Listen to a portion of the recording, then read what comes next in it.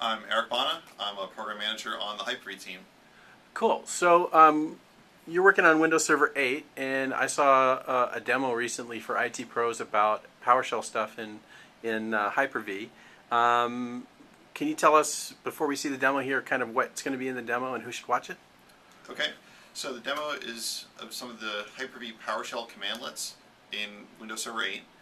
The people who would watch it are those that are managing Hyper-V or like to learn a little bit about how to manage Hyper-V. And it is helpful if you've seen PowerShell somewhere before, whether it's in person or in some other video. Cool. All right. Can you show us the demo? Let's do it. Great. And in this next section, what are you going to show us? In the section 2 of this little series, what are you going to show us?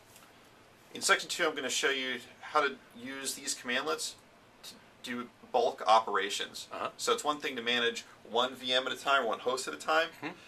For some customers, it's important to manage multiple VMs at a time, multiple hosts at a time. So I'll show you that. Cool. So to start off with, I'm going to create a number of VMs. So if you watch here in Hyper-V Manager, you'll see VMs coming up. And the command that I'll use, first, creating an array. This is just to make it a little easier to do some bookkeeping later on. The bulk of the interesting stuff is here. 1 to 10, that'll give us an array of 1, 2, 3, up to 10. And then I'm going to create a new VM using that same new VM command that you saw earlier. Yep. But I'm going to give it the asJob parameter. What's that? That's a way of telling PowerShell, run this in the background, don't wait. If you want to get all these VMs created at once, just start them all and they'll get created rather than waiting for VM1, then VM2, and so on. So let's do that. And again, watch over here on the left in Hyper-V Manager, you can see those VMs starting to come in there. Yep. Cool. So that's... one command, 10 VMs, just like that.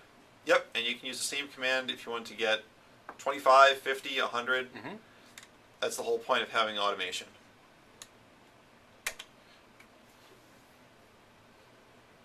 Now the asJob parameter I mentioned, we have that for a number of our commandlets that do what could be a long-running task. So starting a VM, stopping, converting a VHD. If it can take more than a few seconds, we'll give you the opportunity to do that in the background. So, and usually will you be able to judge accurately how long it's going to take? Or should you just plan on it might take a while? That depends a lot on the operation. It's hard to know beforehand, but Right. what you can do is while the operation's running, we write progress, and we'll show you 0%, 1%, all the way up to 100. So you have some idea there. Now, this line, this is the most gnarly line in this whole script, actually. This is just me waiting to make sure that all the VMs are created before going on. Gotcha. So in this case, all the VMs are created. So we can just go on to the next one. All right. Suppose you've done this bulk operation, but maybe you need to make a change. In this case, let's rename all those VMs that we just created. So I'll do that here by calling getVM, and here I'm using that wildcard again. So we're going to get all these VMs that start with asJob, and then we're going to call rename VM, because what we want to do is rename the VM, and the new name is the old name, but we're going to replace asJob with batch VM.